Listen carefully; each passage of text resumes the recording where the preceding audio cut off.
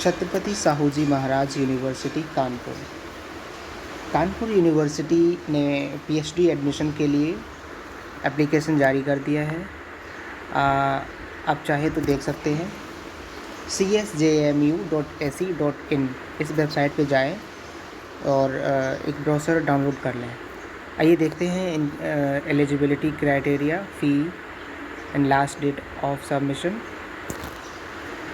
Information brochure PhD admission 2023। About the university and about PhD programme, ये आप information सारी पढ़ सकते हैं। उसके अलावा अबाउट स्कॉलरशिप, यूनिवर्सिटी स्कॉलरशिप भी देती है, वो आप पढ़ सकते हैं। And eligibility criteria, from here eligibility criteria is the candidate should have master's degree or a professional degree like MTech, LLM, MD, MS degree in the subject. Declaration equivalent to the master's degree by the corresponding statutory regulatory body with at least 55% marks in aggregate. That means कि आपके पास related subject में masters degree होना चाहिए। ये इनका first criteria है। Second ये कहते हैं कि 55% मिनिमम होना चाहिए। 5% की छूट मिलेगी ST, SC और OBC कैंडिडेट्स को। उसके अलावा ये इन्होंने कुछ पॉइंट्स दिए हैं, ये आप लोग ब्राउज़र डाउनलोड करके पढ़ सकते हैं। बस मिनिमम क्राइटेरिया तो मास्टर्स डिग्री है। और एडमिशन प्रोसेस ये रहने वाली है। ये सब कुछ अगर हम बैठ के पढ़ेंगे और बताएंगे तो वीडियो थोड़ा लंबा हो जाएगा, तो ये आप लोग देख लीजिएगा। इसमें ये दे रखा है इन्होंने, the admission shall be based on the criteria with 70% weightage on the entrance test. इसमें आपका एंट्रेंस टेस्ट होगा, वो 70% का, मतलब उसका 70% में आएगा वो।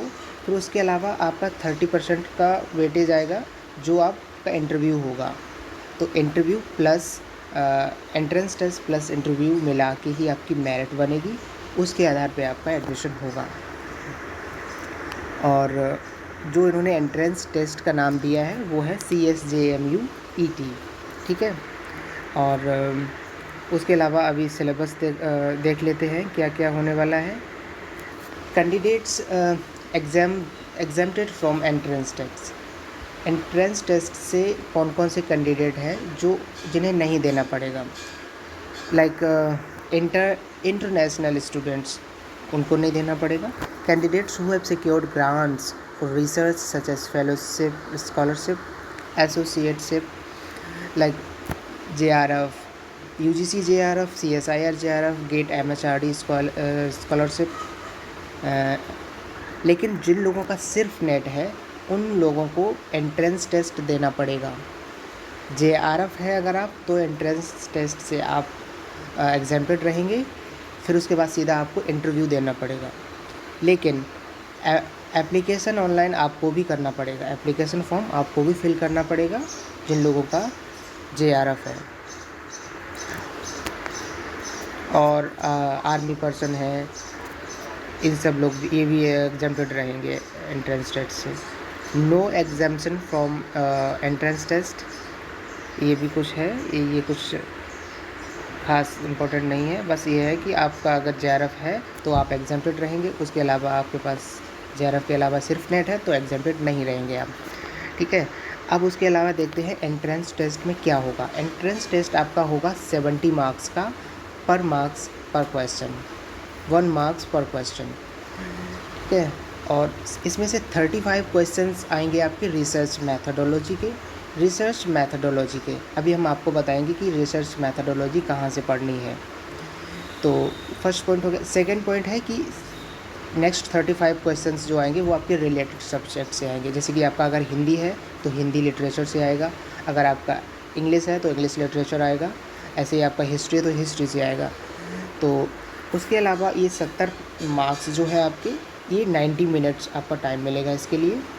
और 1/4 की माइनस मार्किंग भी होगी। That means on every 4 wrong questions, one question will be deducted। मतलब 4 क्वेश्चन अगर आपने गलत किए तो आपका एक क्वेश्चन सही गलत काट दिया जाएगा। Next, entrance test shall be conducted ordinarily in the university campus, but in special circumstances it may be conducted in government degree colleges, government aided degree colleges. Entrance test shall be notified in the advance to the applicants. It is not so important. और उसके अलावा क्या होगा, final merit list will be produced based on the written test and interview. ये वही हमने आपको बताया था, ठीक है। जो लोग कैंडिडेट जो हैं वो शॉर्ट लिस्ट हो जाएंगे एंट्रेंस टेस्ट में, उनको इंटरव्यू के लिए बुलाया जाएगा, ठीक है। फिर उसके बाद एप्लीकेशन मेरिट लिस्ट होगी, ठीक है। Would be called for course work. जो लोग फिर पास हो जाएंगे इंटरव्यू में भी, फिर उनका कोर्स वर्क होगा। अब ये कोर्स वर्क ऑनलाइन और ऑफलाइन कुछ भी हो सकता है, अभी से डिसाइड नहीं है। As per the available number of vacant PhD seats, this eligibility pertains to the level of being called for the course work only and may not guarantee admission to the PhD programme. ये वही है कि आपका PhD में course work में admission हो गया तो इसका मतलब ये नहीं कि आप PhD में एनरोल हो गए। कोर्स वर्क में भी एग्ज़ाम होते हैं, 2 आपके टर्म एग्ज़ाम होंगे, फिर बाद में एक आपका फाइनल एग्ज़ाम होगा। इनमें भी आपको पास होना पड़ेगा, तब जाके आपको फाइनल एडमिशन मिलेगा। The candidate would be required to submit the fee for PhD। हाँ, फीस, चलो फीस देख लेते हैं कितनी फ़ी है। यहाँ पे अभी ये सब्जेक्ट्स दिए हुए हैं, agriculture, biochemistry, biotechnology, botany, business management, chemical engineering, chemistry, computer science. आप ये सब्जेक्ट देख लीजिएगा। यहाँ पे ये इंग्लिश लिटरेचर है जिसमें 5 सीट्स हैं। इस बार बहुत कम सीट्स आई हैं, तो आप लोग देख लीजिएगा। कंपटीशन काफ़ी टफ रहने वाला है।